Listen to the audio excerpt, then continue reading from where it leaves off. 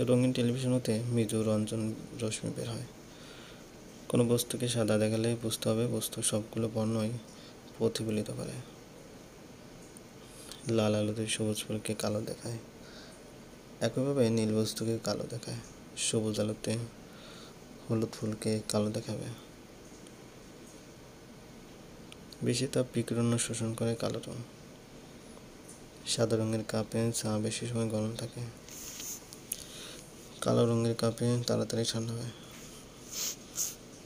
লাল আলো সবুজ পাতা দ্বারা শোষিত হওয়ার কারণে লাল আলোতে সবুজ পাতাকে কালো দেখায়। লাল আলোর তরঙ্গদৈর্ঘ্য বেশি, তাই লাল আলোর বিক্ষেপণ কম। বেগুনি আলোর তরঙ্গদৈর্ঘ্য কম, তাই বিক্ষেপণ বেশি। সোডিয়াম লাইটের আলোতে লাল কাপড় কালো দেখাবে। সূর্যের অব্যবহৃত পূর্বের সময়কে উষা বলে।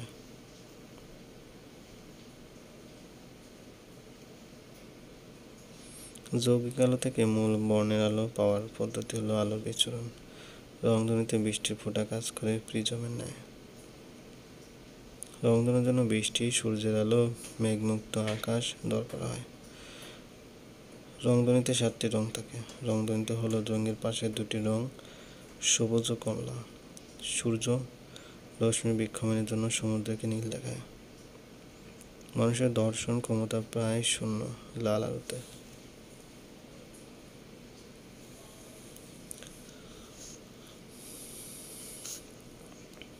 যান্ত্রিক শক্তিকে তড়িৎ শক্তিতে রূপান্তর করে ডায়নামো। রোধ 4টি বিষয়ের উপর নির্ভর করে: পরিবাহীর দৈর্ঘ্য, প্রচ্ছদের ক্ষেত্রফল, তাপমাত্রা ও উপাদানের উপর।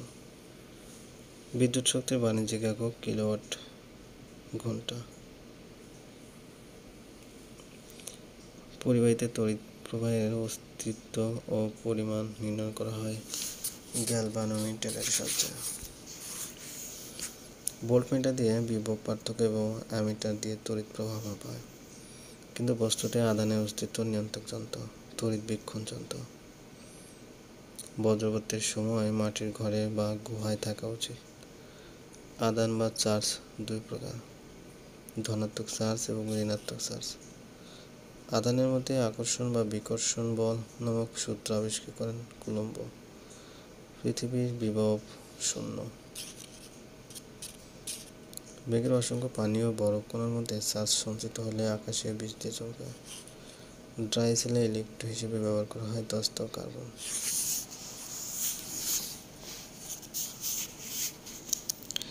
স্টোরেজ ব্যাটারি ব্যবহার করা হয় সৌরকোষের বিদ্যুৎ রাতেরও ব্যবহার করা যায়।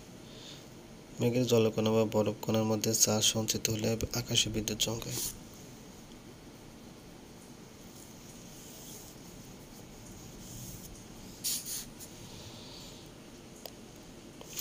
বিদ্যুৎ বিল হিসাব করা হয় কিলোওয়াট ঘন্টা হিসেবে। এসি কারেন্ট সময়ের সাথে দিক পরিবর্তন করে। বাসাবাড়িতে বিদ্যুৎ ভোল্টেজ 220 ভোল্ট। শুষ্ক ব্যাটারি তড়িৎচালক। ফিউজ হলো ছোট সরু তার বিশেষ যা ব্যবহার করে শর্ট সার্কিট জনিত ক্ষতি রোধ করা যায়।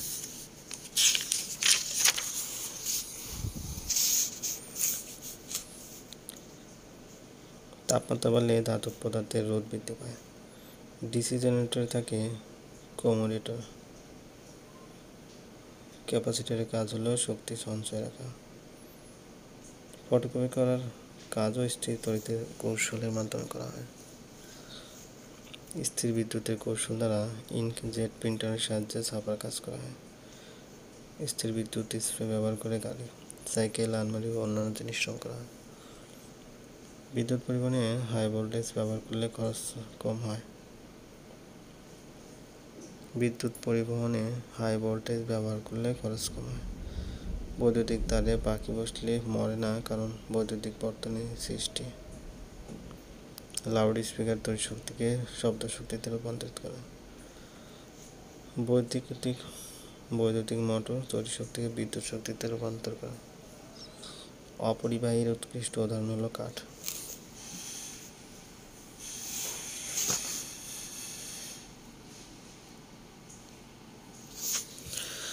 তড়িৎ চৌম্বক তড়িতে ব্যবহার করা হয় কাঁচা লোহা। তড়িৎ প্রবাহের চৌম্বক ক্ষেত্রের সৃষ্টি হয়, এটি প্রমাণ করেন ওয়েরস্টেড 1819 সালে। 1831 সালে মাইকেল ফ্যারাডে আবিষ্কার করেন তড়িৎচুম্বক আবেশ। ফ্যারাডে কর্তৃক তড়িৎচুম্বক। ওয়ালাইকুম আসসালাম। আলহামদুলিল্লাহ। বৃষ্টি কমছে? একটু কমছে, মানে হালকা কমছে, একবার কমে নাই। অন্ধকার, আকাশ কি অন্ধকার? আসলেন?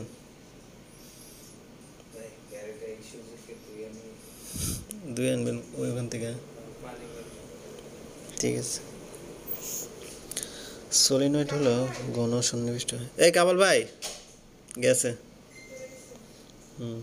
সলিনয়েড হলো ঘন সন্নিবিষ্ট অনেকগুলো প্যাচযুক্ত লম্বা বেলনাকার কয়েল বা তারকুণ্ডলী।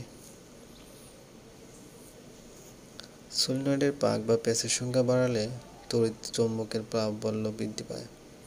লোহার দণ্ড বা পেরেককে ইউ অক্ষরের মতো বাঁকিয়ে মেরু দুটি আরও কাছাকাছি এনে তড়িৎ চৌম্বকের প্রাবল্য বৃদ্ধি করা হয়। উচ্চ বিভবকে নিম্ন বিভবে বা নিম্ন বিভবকে উচ্চ বিভবে রূপান্তর করা হয় ট্রান্সফরমার। তড়িৎ চৌম্বক আবেশের উপর ভিত্তি করে এই যন্ত্র তৈরি করা হয়। ট্রান্সফরমার দুই প্রকার, যথা উচ্চধাপী বা আরোহী, নিম্নধাপী বা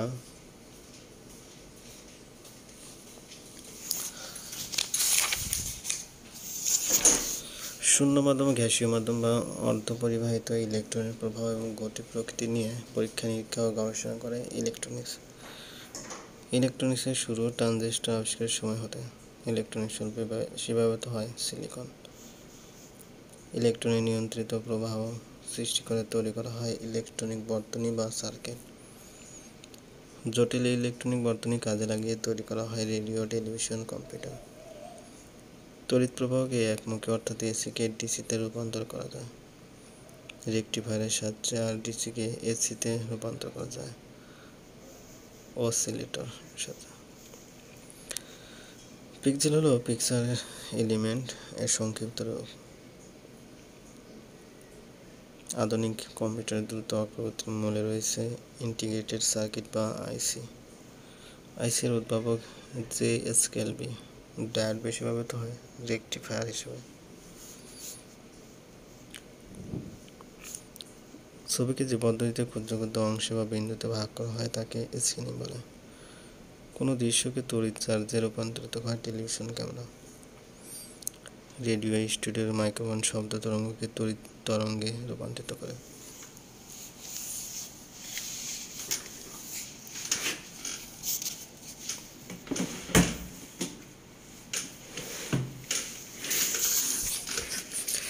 এক্স-রে বিদ্যুৎ চৌম্বকীয় আর্ট তরঙ্গ। এটি সরল পথে গমন করে সাধারণ আলোর তরঙ্গ দৈর্ঘ্য হতে। এর তরঙ্গ দৈর্ঘ্য অনেক ছোট হয়, একে খালি চোখে দেখা যায় না। দ্রুত গতিতে সম্পূর্ণ ইলেকট্রন কোনো ধাতুকে আঘাত করলে তা থেকে অতি ক্ষুদ্র তরঙ্গ দৈর্ঘ্যের এবং উচ্চ বেদন ক্ষমতা সম্পন্ন এক্স-রে বা এক্স-রে রশ্মি উৎপন্ন হয়। এক্স-রে বা রঞ্জন রশ্মি উৎপাদনে ব্যবহৃত হয় ক্যাথোড রশ্মি। বিজ্ঞানী উইলহেম রন্টজেন 1895 সালে এক্স-রে আবিষ্কার করেন। এজন্য একে রঞ্জন রশ্মি বলা হয়। এক্স-রে দৃশ্যমান নয় এবং এর তরঙ্গ দৈর্ঘ্য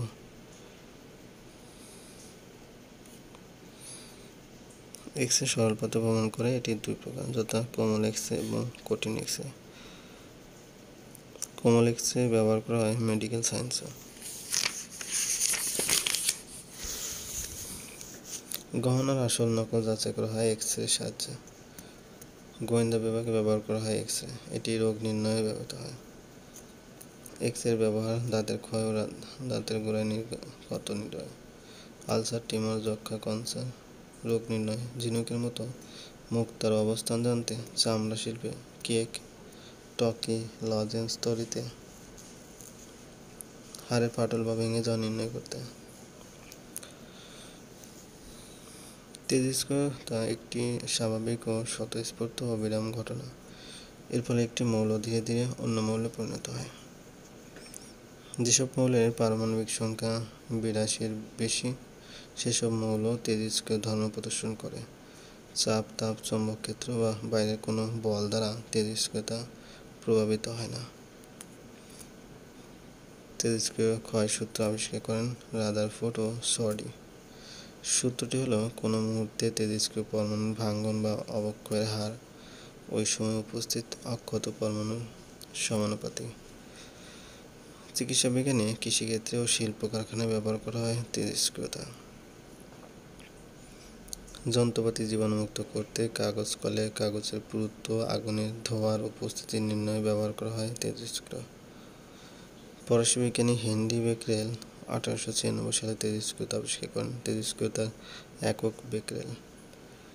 তেজস্ক্রিয় মৌল আলফা, বিটা, গামা নামক 3 ধরনের রশ্মি বিকিরণ করে।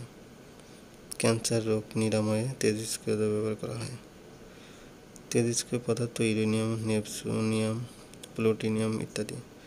গামা রশ্মি জীবজগতের জন্য সবচেয়ে ক্ষতিকর। গামা রশ্মির চার্জ ও ভর নেই। তেজস্ক্রিয় মৌল খুব ভারী হয়। তেজস্ক্রিয় মৌলের পারমাণবিক সংখ্যা সবচেয়ে বেশি।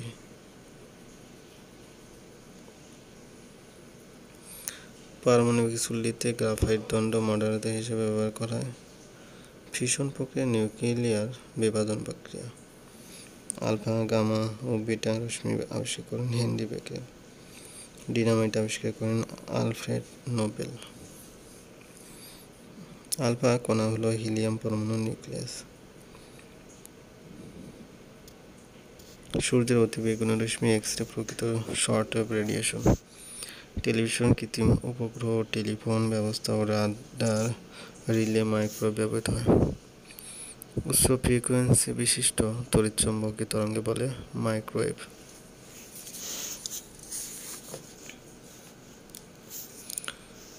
স্থিতিশক্তি হলো বস্তুর বিশেষ অবস্থার পরিবর্তনের জন্য সঞ্চিত শক্তি। খাদ্যে বা জ্বালানিতে সঞ্চিত শক্তি হলো রাসায়নিক শক্তি। সৌরকোষের উপর সূর্যের আলো পড়লে এ থেকে সরাসরি পাওয়া যায় তড়িৎ। সকল শক্তির উৎস সূর্য। সূর্য থেকে পাওয়া যায় সৌরশক্তি।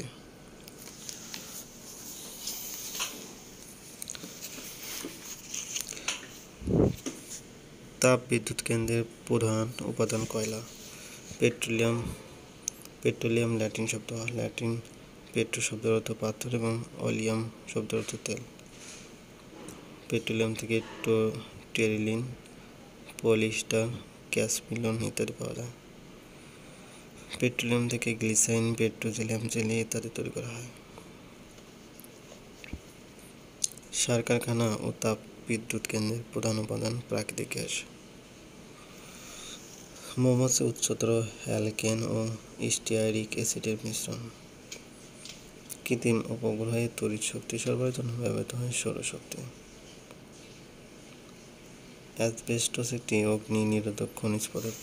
ফায়ার সার্ভিসের কর্মীরা এই পদার্থ দ্বারা তৈরি পোশাক পরিধান করে। ইপসাম লবণের রাসায়নিক নাম ম্যাগনেসিয়াম সালফেট। কয়লা থেকে কোলক্লাস, আলকাতা, বেনজিন। গাড়ি আছে, হ্যাঁ।